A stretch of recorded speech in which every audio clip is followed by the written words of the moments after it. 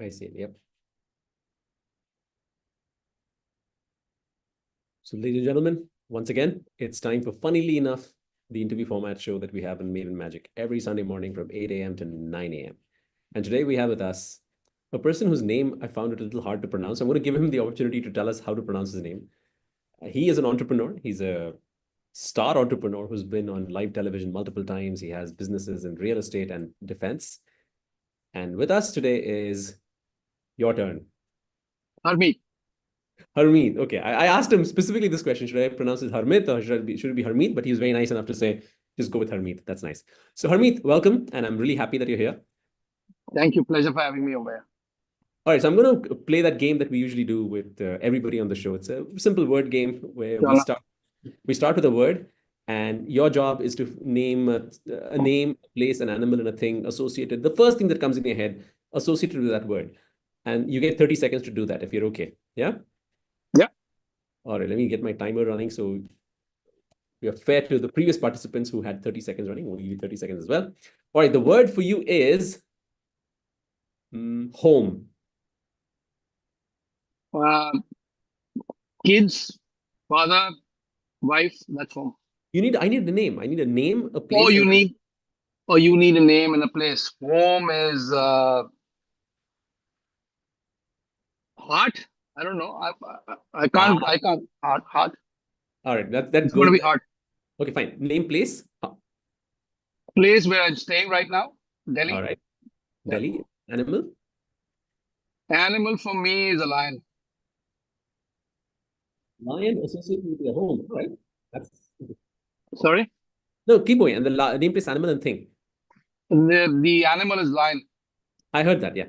Yeah. And what else is missing now? Thing. Thing. Yeah. Uh. Okay.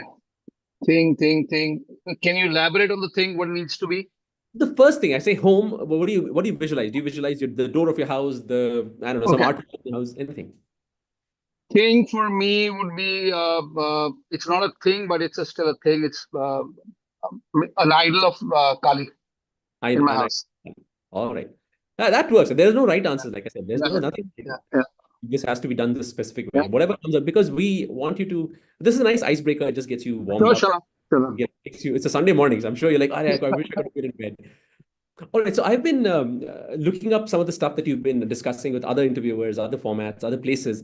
And one thing that stood out to me is that you're a very extremely um, self-driven person. You feel that your future, your present, and I mean, I guess not your past, but your future and your present and your future are shaped by who you are as a person, very individualistic. In fact, in one of your interviews, you said, I don't really believe in CSR. I don't know if you said that, but the implication to me was you don't really believe in CSR. You'd rather be a person who gives employment and money to individuals to improve their own lot.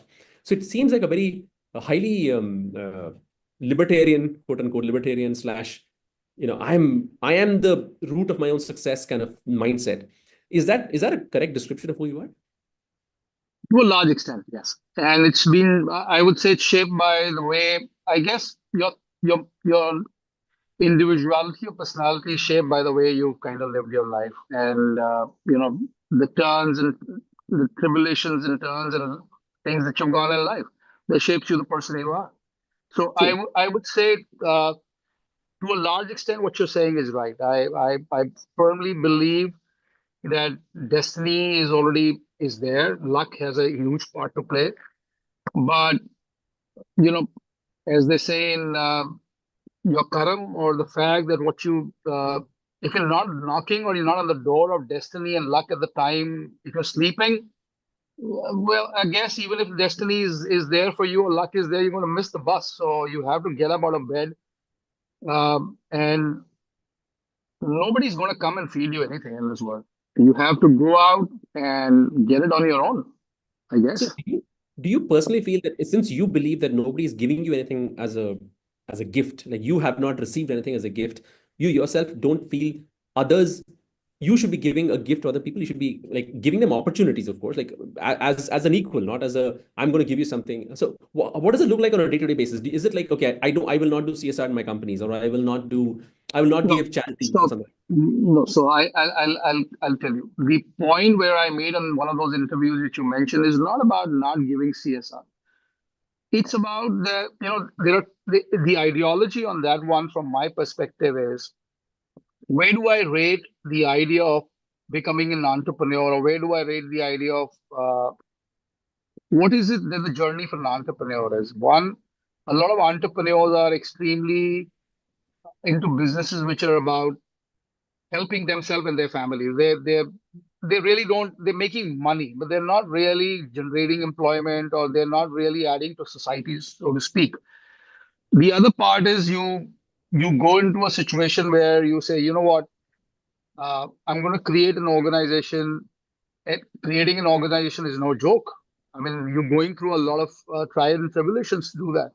Now, if you do that, what is the end result for most of the people? People want to you want to come in?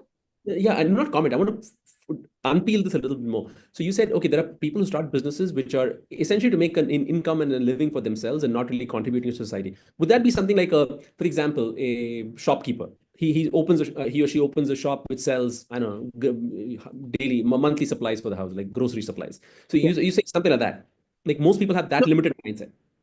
no, I'm not. I'm not part. I'm not in a. I'm not right now saying this is good or bad. I'm just making uh, what's there in the system. There are people who are going to be driven by their own desire to have their own, life, which is very fair.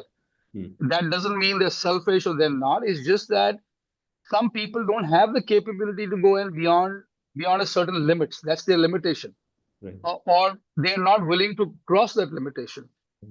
But when you start setting up large organizations, when you start hiring people, and your ecosystem is right, what you're really doing is, if you look around globally, not just India, people are getting out of their schools and colleges, and what's the end result? They want to get into a job. They want to earn. They want to be in a situation. They go in the morning. They spend most of their life going to one particular office or multiple offices where the bulk of their life goes in. That job gives them the space and capability to grow as humans, as professionals. Hmm. It those the that arena shapes them up as the person they are, and they take that back to their houses, be it as a husband, be it as a wife, be it as a sister, whatever. It Hmm. impacts them. Right. Now, I always believe that, and I believe now that rather than giving dole outs, and when I say dole outs, I'm not against them, because there is a huge section of society which is extremely underprivileged. You cannot expect them to be tomorrow morning standing on their feet unless and until there is systematic capability from the system to So, make them stand on their feet. so would You you? can't make them run. You have So to as make a, them at least give them the feet to stand, the right. ground to stand on.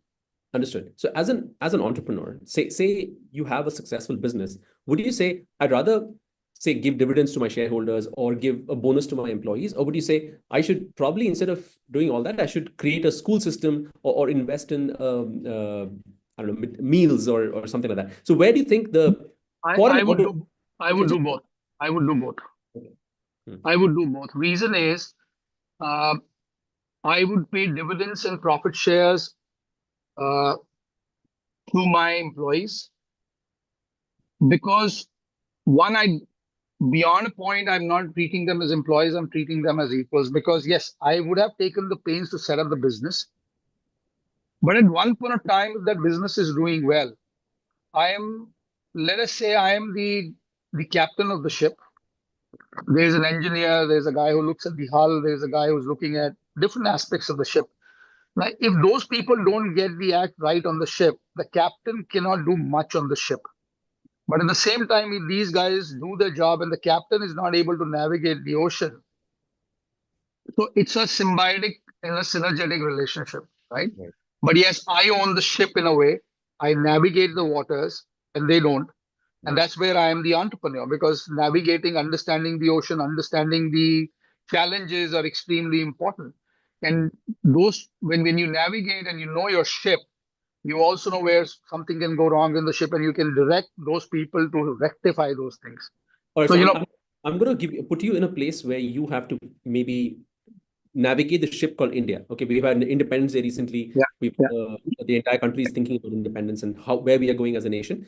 So if you were the prime minister of the country today and you were the person responsible for, say, the budget, or not responsible for the budget, at least, the people have trusted you with the onus of navigating the ship of state.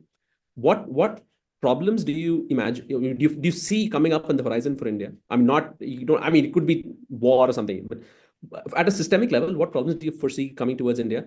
And what would you do? Because your mindset, from what I can see from people around me, is very unique. It's like I'm an independent person. I owe something to society, but not the giving dole and stuff like that. So I want to ask you that, like, what are the problems that you see, opportunities and problems that India has, that you would like to navigate us towards or through?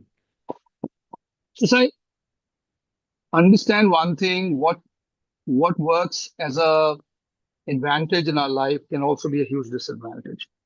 What people generally tend to harp is that this is my go-to strategy, or this is my plus point in my life or my country.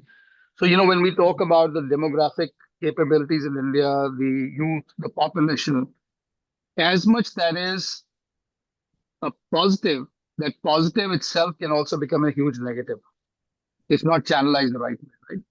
Today, when you look around, and this is not me talking, if you pick up data, you look around, if you just go out on the streets, do nothing and evaluate and look at people, you'll see in India today, people are, and I'm saying this from a spiritual perspective, are aimlessly walking.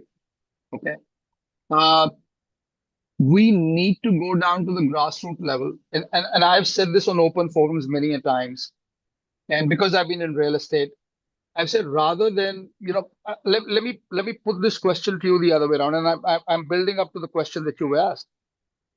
If you were to buy a house today in India, would you rather have the capability on your own and take a bridge capital from I mean, if you were buying a house for a crore and you say, you know what, I've got about 60 lakhs, I have a shortfall of 40 lakhs, and I'll probably take a loan. But even that 60 and the 40, you're doing it on your own. Now imagine a bulk of this country still doesn't have houses. And you tell them that, I'm going to give you a 30, 40, 50 square yard house on which I'm going to go. These are the doors. This is the, advantages. End of the day, would I rather make you more strong to buy that house on your own, or should I keep you at a point where I say I'm going to give you 2 lakhs from this government, 2 lakhs from this bank, subvent this, and this 14 lakh house, out of which 10 lakhs has been given by a taxpayer, is your house. Now you have to understand there's a fine line. Yes, you need the house and it needs to be given. I'm not taking that away. But in the long term, would I give you more confidence as a human being who has bought the house? Would you be more happier in your life having bought that house out of your own capability or out of the dole of? What you are doing is you're making the system and the person subservient and weak. When we go and buy a BMW our own capability, don't we feel very elated? यार मैंने अपने पैसों से गाड़ी खरीदी है. अब सोचो वही मैं अगर आपको चंदे में दे दूं, would you feel that sense of pride in you? It's not going to be there. Yes, uh, the fundamental of housing, the fundamental of a roof over a poor person, extremely important. I'm not taking that away, and I'm not saying one shouldn't. But till how? For how long? We've done that for 75 years. Do we intend to do that for another 80 years? So your viewpoint is that empower people to stand up on their own feet, They and that's have to be. See, another thing, you have to draw a fine line. I can empower you with all the tools. I can make you extremely intelligent about how those tools are. Empower with you all. The end of the day, from there, the race is yours. It's not my job to run your race. For example, I'm a father. My son's 22. My responsibility was to arm him with everything that he can take on life. But I'm not going to run his race. He's got to run his race.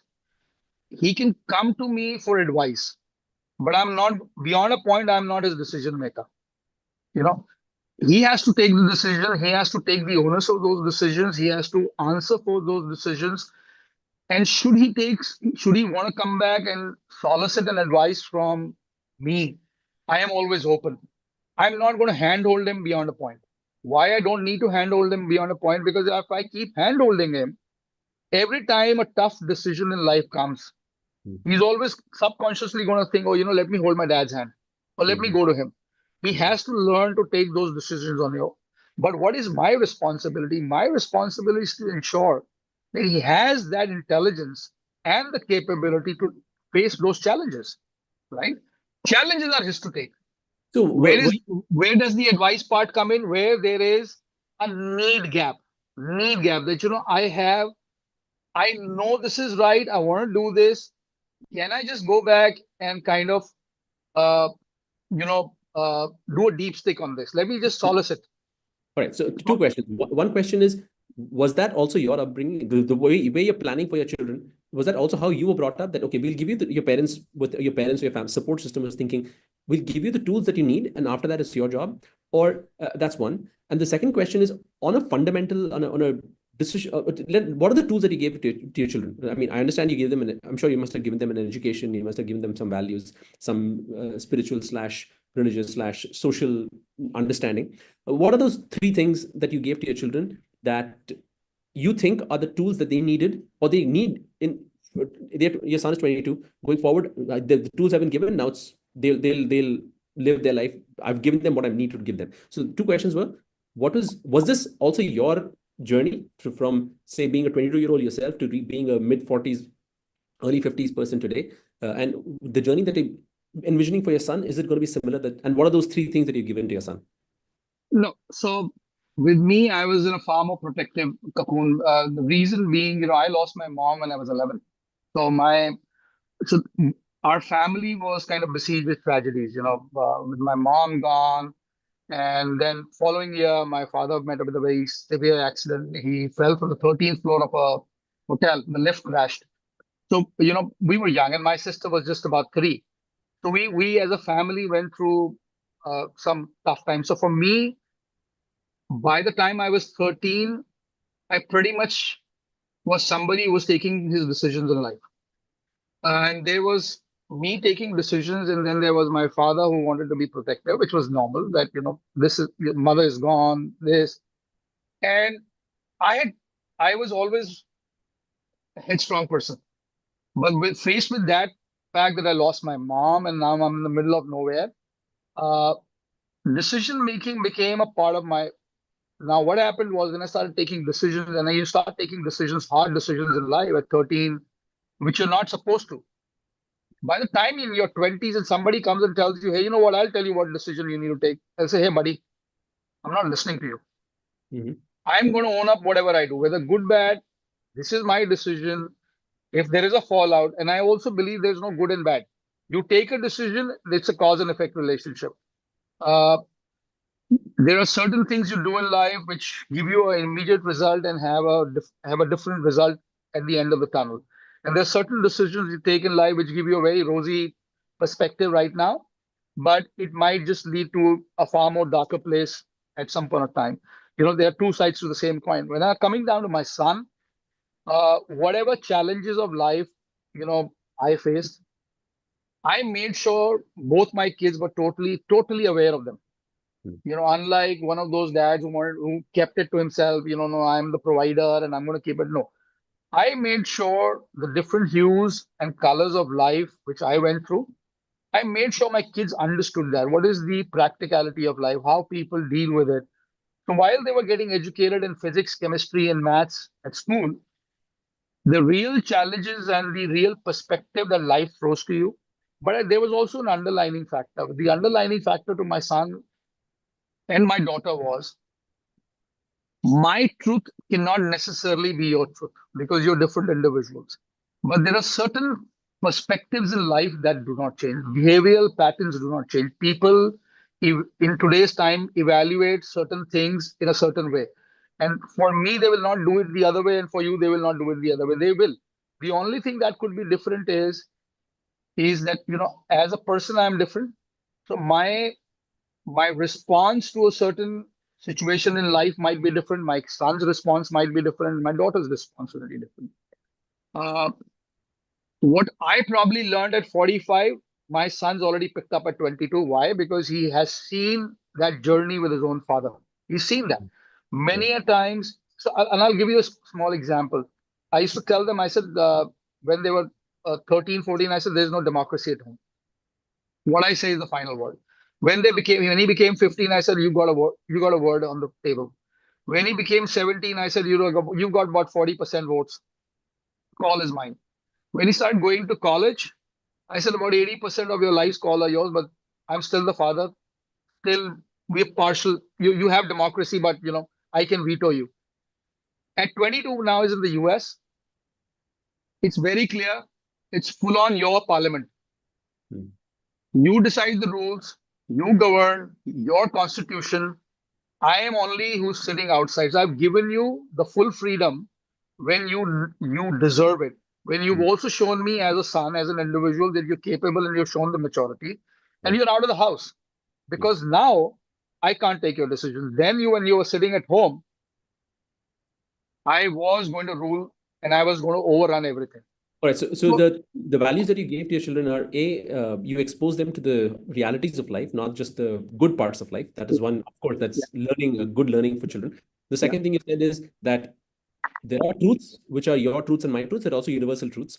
And I've noticed that you've been using a lot of uh, you know languages we can't pin down. There could be certainty that all that. So I want specifics, like what exactly happened that you like. For example, the truths that you say, that these are the universal truths that you cannot hide from, and these are facts of life. Can you name like maybe one or two of those? Because I didn't quite understand exactly what you mean. Okay, so one brutal truth about life is nobody's going to give you a free lunch. Nobody is going to give you anything on. If you're out in the business, you're out in the work, no one is giving you an inch of a space to move forward. In today's time, if they have to kill you and go forward, they will. There is no, in my opinion, uh, value of word. There is no value of any principles in life. It's absolutely amoral. Anything and everything to go forward. And the challenges, which is I'm pretty proud of, uh, I stick to my word. Uh, my sons understood in one of the conversations I had with him. He says that, uh, and this is when it comes from a 21-year-old to your own, to you, it's heartening. And he says that both of us were not born just to make money. We're here to leave a legacy. So So what? when a 21-year-old tells you that, you know that in a large part of your life, you've gone right, because it's not eventually the money that you make, the cars and the business. If your next generation has caught on to being the right person, the right individual, then my job as a father is pretty done. As a parent, it's done. All right. So I've sowed the seed for my legacy. all right, so I'm going to interrupt you now. So you said, okay, people don't have morals, and not in a negative way. People want to get ahead, and they'll do anything to get ahead. That's basically your theory. Yeah, yeah. That's your framework for living life. Okay, and your child has imbibed that and said that's how it's going to be. So what legacy can you leave? Because any legacy you leave is going to be the your understanding and okay, here's my belief system. Here's what I built around that belief system. But according to you, and according to your theory of life, nobody's actually going to accept it wholesale. So then you cannot create a legacy from by your own definition of how society operates. For example, if you say to me that I believe society is amoral, but I have been extremely truthful in my dealings with people. Okay. But if your belief system that society is amoral is true, that means even if I were to want to follow your footsteps, you're also giving me that leeway to say, you know what? Harmeet said society is amoral. Harmeet was very clear about being honest with me all the time. But honesty is a moral thing to do, but he's saying I should be amoral as a person because society is amoral. Now you're contradicting and you're tearing down your own legacy. My legacy is of being completely honest and truthful in all my dealings and not use amoral means, so to speak. But you're also asking, admitting that society is amoral. Now I feel that there is a there's a fight between the two aspects of life. No, You cannot. I'll interject. There is no fight over here because I'm not expecting the world to be following in my footsteps. Then how's I'm the not legacy? asked. No. So my legacy is not about what you follow or the world follows. My legacy is about what I followed. I'm not asking there for people to change and follow my footstep. If my footstep or what I do kind of has a bearing on somebody and he or she says, you know what, I'm going to follow this footstep. It's one person, not a problem. Job done. I'm not there preaching my moral values or my values or my principles. My values and my principles are for me to follow. I do not go and tell people you should do this or you should do this. It's your life. If you're happy doing that, it's, as I said, it's a decision you've taken. Uh, you got to live by it. Same way, and that's the reason. If you see in that interview, somebody asked me, "You have you idolize somebody?" I said, "No, I don't. I find set of good factors about people. I learn from them, but it's my life, my book, which is going to be written by the way I shape it up. How I'm going to deal with life is not going to be written in a book from Muhammad Ali or anyone. I can like Muhammad Ali for uh, qualities that he has, but then my life is not. I'm not Muhammad Ali. I am different. My life is going to be meaningful and unique in my own way. I'm Okay, not out there. I'm not out there to. You see, if you see, I'm not even telling my son that you have to follow my footsteps. And in fact, on the contrary, I tell him, you're far more intelligent for the year that you are. You got to find your own space, your balance in life. There are certain things which are non-negotiable in life. So, and that's also my motto. I have very clear set of rules. There are 10 things in life I will never do at any cost. And then every day morning I get up and I evaluate that day and I decide what I need to do. There are 10 things that don't change. Rest is all very fluid. I don't take a decision कि नहीं नहीं मैं आज Sunday है, I'm not going to do this. If it's those 10 principles, absolutely no. Whether it's Monday, Tuesday, Wednesday, 365 days, 10 years down the road, that's not happening. I'm going to But ask you for your 10, I'm going to ask you for your 10 principles, but I want to summarize what your answer so far. I think you said, listen, my legacy is not just about telling a lot of people how to live life. My legacy is like, if I can be an example for a small portion of somebody's life, that's enough for me. Is that a good summary? see, I would even summarize it like that because I am just doing what I need to do. I'm not doing anything because I need an impact or I need somebody to validate. I'm not here seeking validation from anyone. Wow. So I'm pretty clear. so No, no, I'm not even bothered if somebody says good or bad. I'm in a very neutral zone. I am here to do what I need to do, the way I need to do, and the way I feel gives me the peace. Now, in doing so, at some point of time, 10, 15 years, maybe 20 years down the round, somebody says, hey, you know what? We've gone through this man's legacy or this man's life. He's done something or he's probably achieved something this manner, and this is pretty solid. Good for him. I would take that and I bow and I'll say thank you so much. But is that something which is from me still validating my life? No, I'm not asking for any validation from anyone. I don't want any validation. Understood. So essentially, you're saying that your life is not a template for others to follow. Your life is your No, life that you lived. Okay, yeah. understood. So you do not see yourself as ever say becoming a mass politician or a religious sect creator or a religion creator. You don't see yourself as having that kind of an impact on society. Yours is more like I live my life on my terms, and I'm comfortable with that. And if you want to learn something from it, good for you. But I'm not going to be the person saying, okay, understood. That's I just wanted to boil So, it down to the so I have the capability to be into politics, but I choose not to because I'm extremely in the face. Mhm. Yeah. And people want hand holding. Okay. I'm not a hand holding guy. I'm the guy who says, stand by me, next to me, and be equal with me. Run with me. Right. Okay. There are leadership qualities which are different. In my opinion, a good leader is not the one who holds hands. Right. A good leader is one who is standing behind you if you're going to fall. Do you A good see? leader is saying, listen, stand with me, we're going to run together. All And right. So I'm going to, I'm going to motivate you to run. is there in India at least? Is there a I don't know market, so to speak, for people who think like you? Like, okay, I'm not going to pull you up. I'm not going to push you up. I'm not going to pull you up either. I will just give you enough for you to walk with me. Is there a? I mean, because India, from what my understanding is, it's like a country which either needs pushing or pulling, right? No, It needs. I don't see that. I don't see much. I don't see that. The reason is I don't live in the past. I don't live in the present. I don't live in the future. I am in the moment right now. Interesting. It's And very this country is either in the past or in the future. Okay, got it. because the past doesn't exist, the future doesn't exist. What matters is present. All right, That's about it. so we had one more question that we had to unpack, and then we'll move on to a little more nuts and bolts, ground level stuff. Yeah, yeah, The, yeah. the 10 principles, as you said, there are some really hardcore principles that are true for you daily, not just on work days.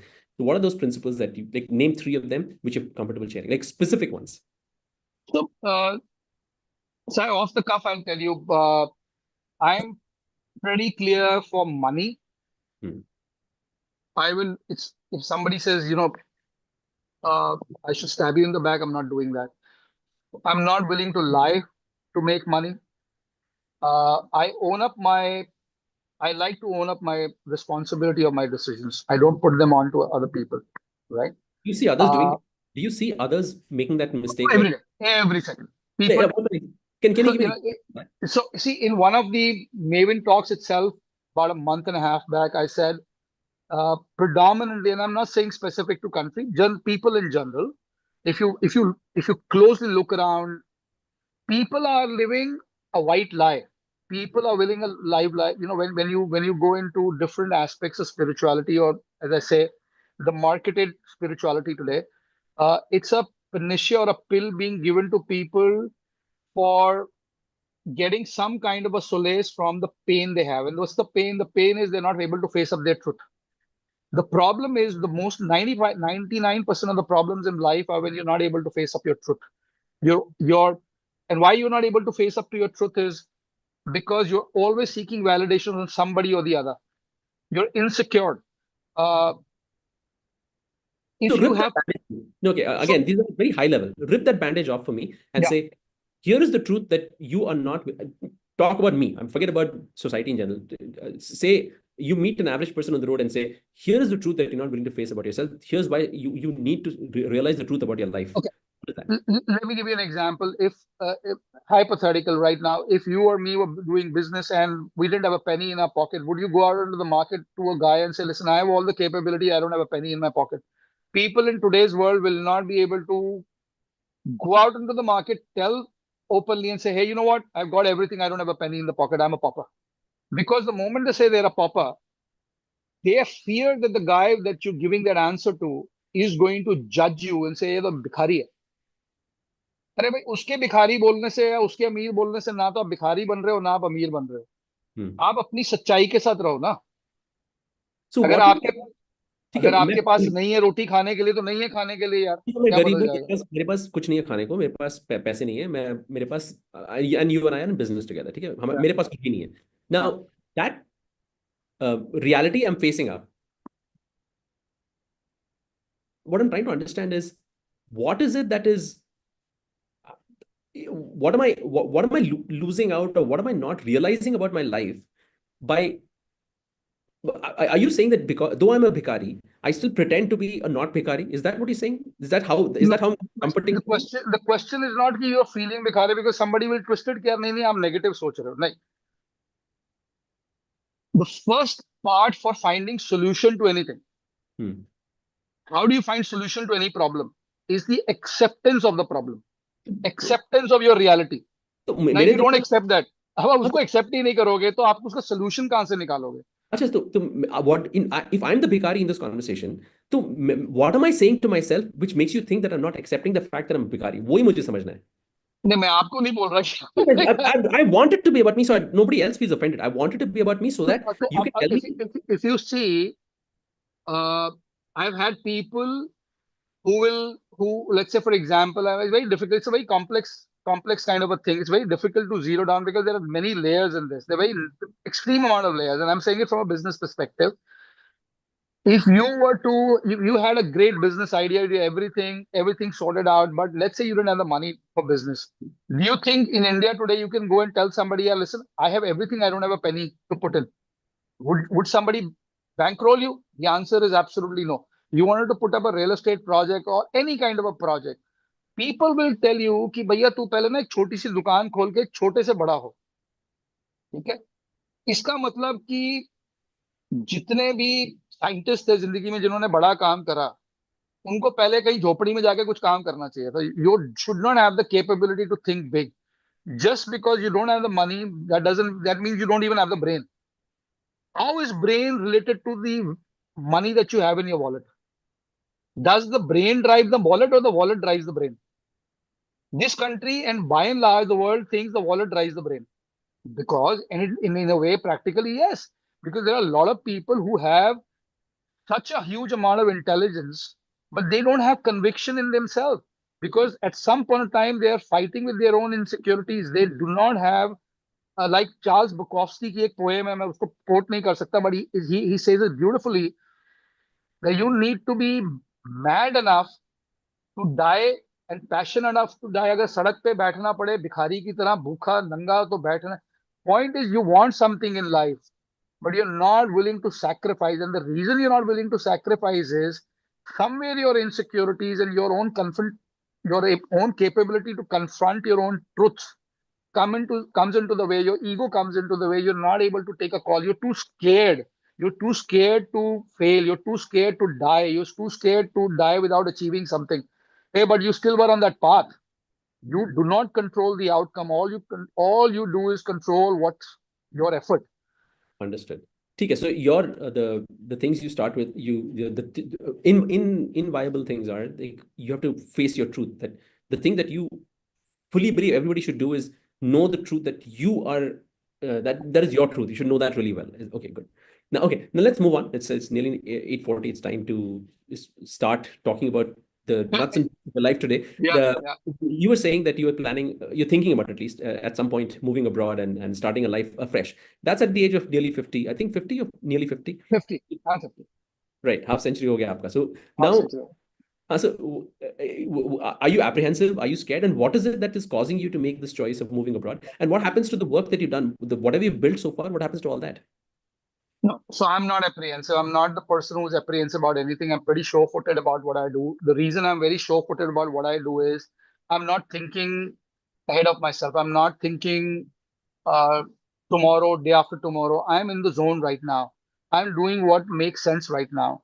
And I let life open up, and I'm absolutely spot on in facing whatever comes my way. I've already done that for all the rest of.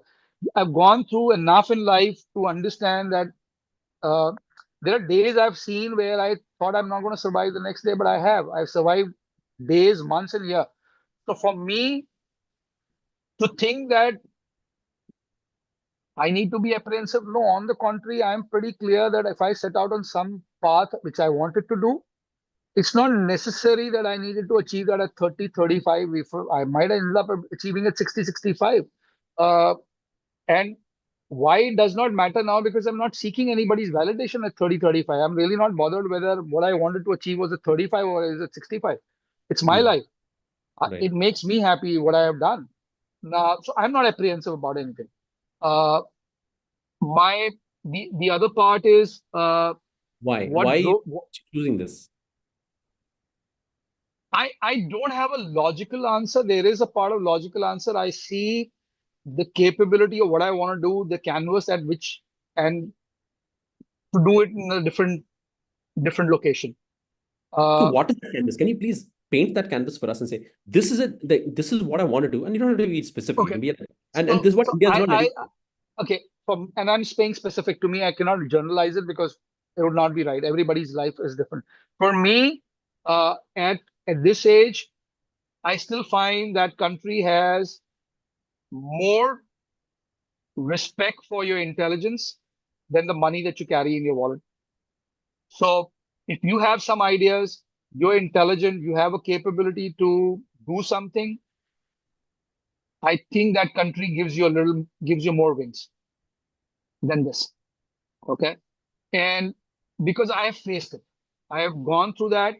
So for me, I'm pretty clear from my perspective, what I want to do. Plus, spiritually, there's a spiritual part of it. There's a deeper inner calling for me to kind of move to the next location and do what I what I'm तो supposed to था do. क्या, वो है क्या जो आप करना चाहते हैं जो कर नहीं पा रहे हैं, बिकॉज इंडिया में वो सपोर्ट नहीं है आपके पास कि आप इन्वेस्ट नहीं कुछ भी कर। नहीं, आप बिजनेस नहीं कर सकते यहाँ। अब मैं अगर ये बोलूंगा, बोलेंगे कंट्रोवर्शियल है, बिजनेस तो सब कर रहे हैं। मैंने कहा ना, मुझे बिजनेस आपके आपके डिफाइंड रूल्स के हिसाब से नहीं करना। मुझे चोरी चकारी नहीं करनी, मुझे झूठ नहीं बोलना, मेरे को मिलावट नहीं करनी। आप मुझे करने दोगे? अगर मैं आपको पूरा अपना टैक्स का पैसा दे दूंगा, उसके बाद भी आप मुझे तंग करना बंद करोगे? अगर मैं आप मुझे करने दोगे काम? मैं नहीं करना चाहता गलत काम। मुझे गलत काम करने के मैं बिना गलत काम करे, मुझे आप बताइए, बिना गलत काम करे क्या मैं 10,000 करोड़ की कंपनी खड़ी कर सकता हूँ इंडिया में? आप सौ नहीं सौ कर। करोड़ की 100 करोड़ की कंपनी भी खड़ी कर सकते हो। आप सिर्फ नौकरी में टीडीएस लेके काम ठीक कर सकते But is that not true? And for the people who don't speak Hindi very well, what Harmeet is saying is that in India, if you don't have the, if you have if you want to do business the correct way, it's difficult to create a big impact making organization of say $1 billion. It's really hard because you just cannot create and operate a business at that scale the honest way. That's what Harmeet is saying for people who don't understand Hindi. If you don't understand Hindi, I think you understood exactly what he was saying. All right. So हो। No, I will, for the sake of the audience, do it in. I'll say it in English. In India, I'm pretty sure somebody can contest it. Somebody can say I'm wrong. I'm really not bothered again on that because that's my truth. All right. I'm not here to validate somebody else's false and truth. The fact of the matter is, why why should you're sitting, Sai, or anybody listening over here, why should somebody say I should be restricted to only a job, or why should I be making only $1 million? Why cannot I dream in this country to be the next Tata? Why should only these guys who are running these companies continue to rule the roost? Why can't the next guy come in? And if the next guy comes in by hook or crook, you finish him off. Or most of these guys, as I said, they're just too bothered about the $500 million worth of valuation and buying that house and buying that Porsche. How many of those guys that you see in the last 15 years have really bent their back to say, listen, I'm going to create an organization which is a lasting legacy globally? I don't see those. You can do fancy PR, you can talk, 20,000 things, you can get the top editors of the business world and all these guys to come and interview you. That's all fluff. End of the day, what matters is what's the business that you're running. What's the integrity of your business? What's the ethos? What's the DNA of your business? None. And in a country where we are sitting, where aaj nahi, पिछले last 30 years, 40 years, I'm going to say 30 years, you're sitting and everywhere, all you see is malaise, corruption, a society infested at every level. You think things are going right? You think people are getting, or the kids today, let us be realistic about, do you think the kids today who are 8, 19, 20, they think what's the right way of doing business? They only see corruption. They only see कि ऐसे होगा तो ऐसे कर लेंगे. I mean, for example, I'm sorry, I'm going digressing. Fact of the matter is, the guy kills a young guy kills somebody on the court, and the court actually says, write a essay. That's our accountability on ethics, and people are okay with it. I mean, they make a human cry about things, and then you're okay with it. If you're I mean, how can you? I mean, you go into the system, and these are things which we are seeing as middle class, upper middle class living in the urban areas, things which are we can see. Imagine the vastness of this country, 140 billion people, 140 crore people. Imagine the kind of system and malaise which is at the grassroots level, which is not even existent in our lives because we don't see that. Why should my son be the only one having the capability to dream to become a big businessman? Why should somebody not sitting in a village today be? Because we are not getting the same opportunity. And when my son has an opportunity, my son doesn't have the same opportunity as the guy sitting whose father owns a 40,000 crore company. So where is the parity and the balance in the system? Why does a 50,000 crore guy, his son, have more capability and intelligence? Do you think he has more intelligence? probably not. I Then mean, maybe no, he doesn't. How can I sit down and say my son is the best? Or how can I say that this guy is the best? Unless and until an open market competition hasn't happened to assess out the capability of every individual. And is every individual being given the platform to be capable? The answer is no. How can you tell somebody is not capable when you've not even given them an opportunity to compete? So you essentially, it boils down to again that the libertarian mindset that listen, I should have the opportunity that just like everybody else, I should be given the opportunity to grow and succeed on my own terms and not Only because the opportunity. There is no guarantee of success. Success is on my brain. Success, the growth is on me. But I deserve an opportunity, right? Like I deserve the right road. I deserve the water. I deserve the electricity. I deserve what is happening right now. And it's not now, it's for ages. Food given to us or ration given to people is not their right, is a charity.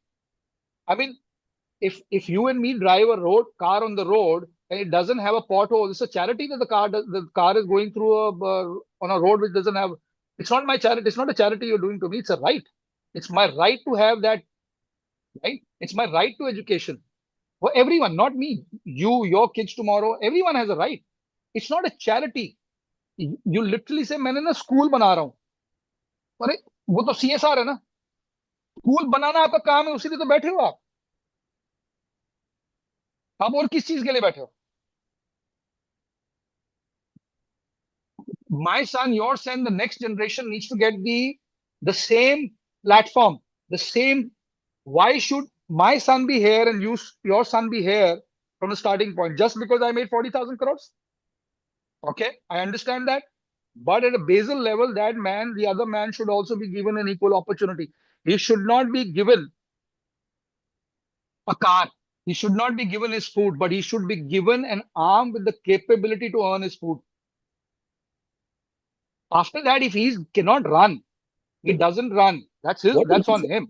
so what are the roots of this malaise? I mean, we had a conversation on August 15th, August 14th, August 15th, we had an event called Tryst with Destiny, where one of the speakers spoke about the numbers behind India's development story, which somewhat says that what you said, that nobody has job, nobody's growing, nobody has that. That's changing, but we'll leave that for another day. What do you think of? Sorry, sir. I did a research for myself. The numbers can be a little off here, but I just did some research about a month back, and I said, you know what? What's the present budget? So don't get me, hooked on to the exact numbers, plus and minus. The budget allocation for the financial budget for this year for women and child, for education, for health, for agriculture, for I think one more sector I've forgotten, was about 6.5, 7 lakh crores. Okay. The budget allocation for paying central and state government employees is 14 lakh crores. The people in bureaucracy are paying themselves 14 lakh crores against six more in sectors where the entire country is getting only 7 lakh crores. Can you imagine that? And if you take the last 30 years, the salary which the bureaucracy has made, plus the leakage by the government and the World Bank, the leakage in the bureaucracy, which is a very sweet way of saying leakage, which is corruption, which is just maybe about 2.5, 3%, which is not even 2, 3, is much more. We have paid the bureaucracy close to about $26 trillion. And what is the economy of India today? 5. It's not even 5. In 30 years, you paid more salary to the bureaucracy than you have the economy. It's ridiculous. The people who are there to serve us are paying themselves more than the whole country. Don't you find that ridiculous? I mean, and this has got nothing to do with any party. It's to do with the system. All right, so let's go back to the roots of this malaise in the system. Where are the roots? What are the roots of this? Because everything has an antecedent and everything has a precedent. So why is it malaise? The root lies in the way we think. The root lies in the very fact that we live too much in the past and the present. We don't chase excellence. The moment I start chasing excellence, I want my stuff. I want to be excellent. I want everything excellent. I don't want any mediocrity. The mediocrity is set into the very DNA of this country. So you think that a movie like Wall Street, where Gordon Gekko says greed is good, will never get made in India? We are too afraid of being greedy. See, I'm not saying greed won't come in with excellent. These are all. What is greed? Greed is end of the day how it's our emotions. Greed भी एक emotion है ना, मुझे को बस I'm greedy यार, मैं हूँ ऐसा हूँ, ठीक है। आप किसी को ग्रीडी होने से रोक सकते हो नहीं, बट ग्रीड में अगर वो गलत काम करेगा, to rectify that there should be checks and balances. All right. So, Harmeet, I'm going to stop right now because we have 10 minutes and there's an audience here, and I'm sure they Yeah, have yeah, a lot of thoughts to share and their own yeah, yeah. insights. Sure. So anybody, if you feel free to jump in and ask, or your own, I mean, many of us are living currently and have lived abroad. So what are your thoughts on the conversation that you heard so far? Where do you see that India is similar? I mean, your imagination of India, is that similar to what Harmeet's imagination is? I'd love to hear your thoughts on this. And feel free to just unmute yourself and you can speak. Hi, Namaste, I'm Prem here. Hi, Prem. Good morning. Good morning. I've very interesting, I follow this thing, but just to pop in my experience in 1997, I was in India. To run it very fast. I had businesses in Chennai, enterprise in Mumbai, and in Delhi. It was a learning experience, very good curve. Saw a lot of captains of the industry, lots of people, and multifaceted. And I was so full on. I was like 24 hours, 7 hours, really stuck into what I was doing. I was so passionate about it. Then I came back to Malaysia, and after about a couple of months, I was deciding whether I should relocate it back to Mumbai or Delhi. I was not sure where I want to go because I had a lot of things going on for me. But what I learned from there, and what I learned in Malaysia or Singapore or Thailand or wherever, I found there was a very common thread running through the peoples of all these countries. That human beings are human beings. They will be like that. And you'll meet all kinds. I've met many good people in India. I met very horrible people in India. Similarly in Malaysia, similarly in Singapore, Philippines, Thailand, wherever. But I asked myself, if I go on this path, I will meet good people, I'll meet horrible people. I choose. I choose to stay unfazed. I choose to remain true to my principles. Eventually, I will meet some people who are to my liking. I can do business with them. And Prem, I think the same way as you, that it makes more sense to say that somebody's audio is echoing. I don't know what it is. But yeah, it Right. makes sense to say that you accumulate the right people around you and say, as a group, I'll do business with people I like to do business with. I'll build something worth building with the people who think the same way as me, and ignore the dirt and the malaise and the nonsense that happens. I think I see India more like that, like the way Prem is describing, because people are people and there'll be malaise everywhere. So I'm not fully sold on what Harmeet is saying. Yeah, go ahead. So Then, what Premji is saying is something I fully what, endorse, but also I, understand the I practicality. wanted to just complete the other Yeah, half. please. The thing was that I'm 67 now, right? And quite recently, one young man of 23, he's a reasonably educated guy from Singapore. He sought me out. He said, Uncle, I want to be associated with you.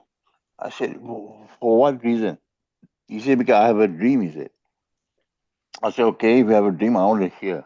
Because a 23-year-old guy telling a guy who has no teeth that he wants to do something in his life and he's coming to seek me out as a mentor. I asked myself, I said, Listen, I will not pretend. I will tell you like it is. You choose whatever you want to go on with. But I'm just going to tell you the facts, the way I look at it from my perspective. But you choose your perspective. I said, yes. So whatever I told him, I was surprised that I do not know him. He was not introduced to me by somebody here and there. No, he had a pain point. his pain point is very simple. I said, why do you want to do whatever it is that you want to do? What is the driving force? He said, I love my mom.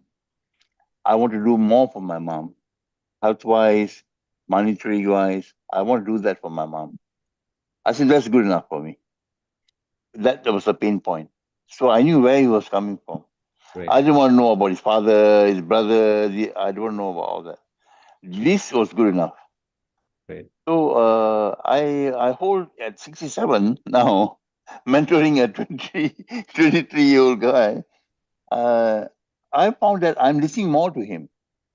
I'm not telling him many things. I'm listening. 90% of the time, I'm listening to him. And then he listens to me. Right. That's the path where we just started. I don't know where we're going to go, how far, but this is the path we started. Yeah, thank you. So, Harmit, I'll give you the final word on this. So, Sai, as I said, I endorse what Premji is saying, but also understand one very clear perspective. In life, you do not get to choose. You get thrown with options, right? Your choices, that's a choice you make. Okay, this guy not good. But when you get out into the market, right, it's only through the learning curve that you realize this is not right and this is not wrong. You don't have a screening system on your forehead which says this guy is good or this guy is bad, right? Sometimes once you've done the journey and you're about to embark on it on the ship, you realize the guy is not right. And what do? Now you said, I've done that part. I'm on the ship is going to sail. That's when you have the choice whether I'm going to be on the ship or I'm going to know I'm not going. I'm going to disembark on that ship. Most of the people will take that ship knowing very well they're going with the wrong guy, because they will say, hey, listen, you know what? At the end of that journey is 100 crores or a 50 crore this thing, and let me kind of do that because that's more practical, right? And somebody will also say, ki, yaar, ek bar paisa, make your money and then give this gyan. The point is, it's your call how you take your life. I choose not to be on the ship even in the last minute when I decide, oh, you know what? I came through, but now I've realized this guy is not right, because I'm not God. That from day one, when I look at somebody, I realize this guy has the same set of values. So you have to go out into the market. You have to realize, and your learning curve. Now at 50, for me, as I say, I can smell a rotten egg from a distance, because that's my 20 years of journey. But 20 years back, if you told me this thing, I had no other option but to go head on, pull with my body into the system and realize, okay, this guy is good, this guy is good. And half the time, the good guys who came in were just good guys. They just didn't have the capability to match up the energy and the bandwidth to be partners with me to carry on that business. And the guys who came on, who had the energy but did not have the ethics, were the wrong guys. Mm-hmm. All right. I think Rajveen is also here. She's turned on the camera, so I'm assuming that she wants to say something. It's nearly 9 o'clock. Yeah. Very well said, Harmit. I mean, I've known you in Mavin, and how you speak, fantabulous.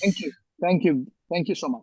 So, Sai, I hope to have a show with you one day, be on this platform. Absolutely. You can know my journey. Thank you. Thank you. And one last before you sign off, Sai, and that's your last word. Anything and everything that I've said is specifically anything is, I'm not generalizing. It's about my perspective of how I see things. Right. Nobody's supposed to agree or disagree with it. They're free to look at life and their journey that way. It doesn't change my reality, and it shouldn't change their reality, right? But if what I'm saying kind of gets you to start thinking a bit, that's good. That's good enough for me. Right. At the end of the day, everyone has to find their own answers. And that, I think, is you're the handful of people who believe that you're not there to create a template for other people. You've lived your life, and you're going to continue living your life on your terms. And I appreciate that, because across the world, building a following and having people look up to you as the mentor and the guru and the leader and their leader is a thing that everybody has this deep desire, has a desire inside themselves. So I appreciate that you're saying, I'm going to tell you my truth, and you take whatever you want and move on. And I think that's a rare thing to have in today's day and age, and I appreciate that. Shabana, I think it's probably time to wind up, and I'm thankful to Harmeet for being part of this. Thank you, Sai. It was pleasure talking to you on a Sunday morning like this. I, Thank I, Lovely. I hope it is a pleasure for the audience. So you'll find Oh, out. absolutely. Yeah. Thank you for posing those tough questions. I think we all need to think. Yeah. Thank you. Thank you. Thank you, Savannah. Thank you. Take care, guys. Yeah, Thanks. take care. See you again tomorrow.